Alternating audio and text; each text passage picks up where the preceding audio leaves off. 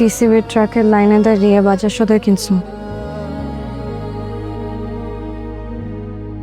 কি জিজ্ঞেস করছে তোমাকে? তোমার রান্না করার জন্য বাজার দরকার ছিল, আমি বাজার করে নিয়ে আসছি। কোথা থেকে আনছি এত কিছু জানা তো দরকার নাই। মানুষ দেখলে কি বলবে যে তুমি ট্রাক থেকে লাইনে দাঁড়িয়ে চাল ডাল ন্যায্য মূল্যে কেনো? মানুষ কি বলবে সেটা সেটা ভাবার সময় আমার এখন নাই তানিয়া। জিনিসপত্রের দামে আগুন। 1 মাস আগেও আমি যেই দামে জিনিস কিনছি ওই একই জিনিস আমার এখন দ্বিগুণ দামে কিনতে হইতেছে। এখন এখান থেকে কিনে আমি যদি কিছু টাকা বাঁচাইতে পারি তাতে ক্ষতি কোথায়?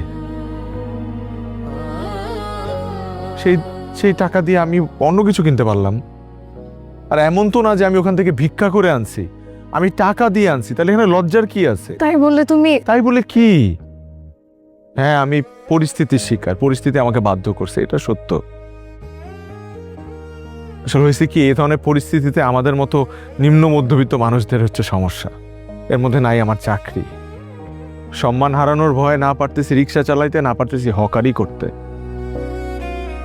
এখন এখান থেকে জিনিস কেনা কি অন্যায়? আমার কাছে তো মনে হয় না। কিছুদিন পর জুয়ের বিয়ে, কেউ যদি দেখে? কি হবে? কি হবে দেখলে আমাকে বলো? সম্মান নষ্ট হবে?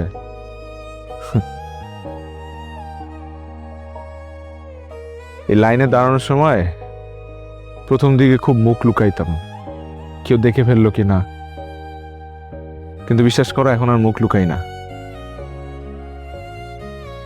কারণ কি জানো, মুখ লুকানো যত সহজ, পেটের ক্ষুধা লুকানো তার থেকেও বেশি কঠিন। হাত কাজ কি হবে তোমার?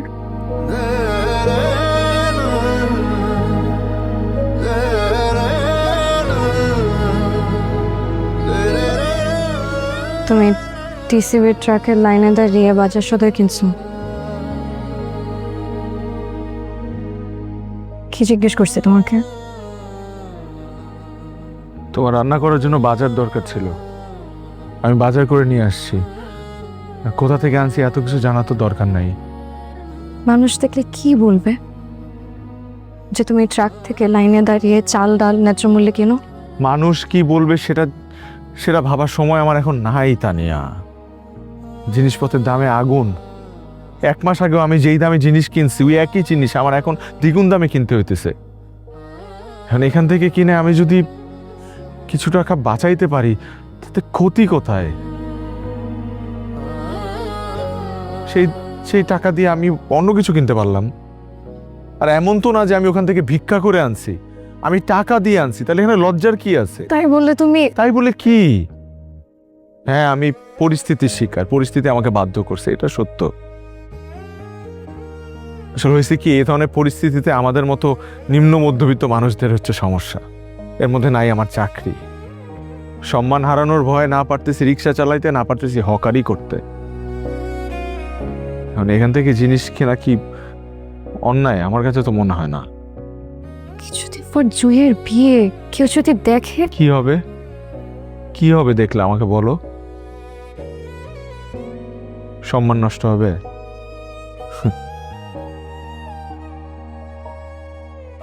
এই লাইনে দাঁড়ানোর সময় প্রথম দিকে খুব মুখ লুকাইতাম, কেউ দেখে ফেললো কি না। কিন্তু বিশ্বাস করো, এখন আর মুখ লুকাই না। কারণ কি জানো,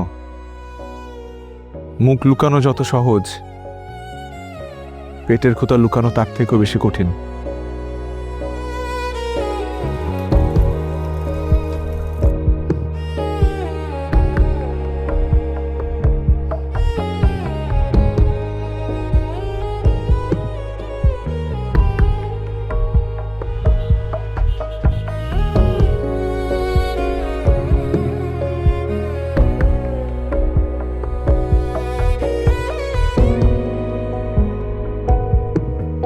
আপনার কোয়ালিফিকেশন তো ভালো, কিন্তু আসলে এই এই পরিস্থিতিতে আপনাকে আমরা নিতে পারতেছি না আপু, সরি।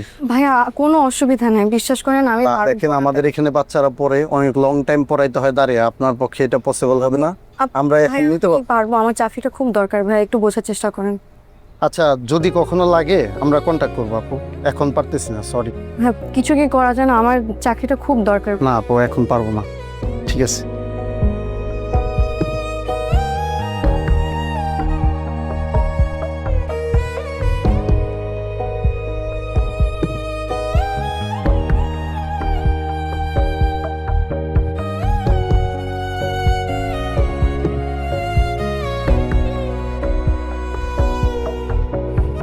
তো বুঝোই তো আসলে চাকরির বাজার এখন, তারপরেও আমি যথাসাধ্য চেষ্টা করব। না, চেষ্টা করব বললে হবে না পারভেজ ভাই, আপনার কিন্তু চেষ্টা করতেই হবে। চেষ্টা করবো, আমি অবশ্যই চেষ্টা প্লিজ পারভেজ ভাই, প্লিজ। চেষ্টা করবো।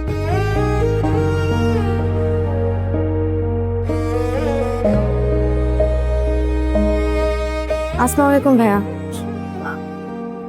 ভাইয়া, আপনাদের তো অনেক সময় কাজে বেশি চাপ থাকে, যদি এক্সট্রা কোনো কাজ থাকে আমাকে কি দেওয়া যাবে?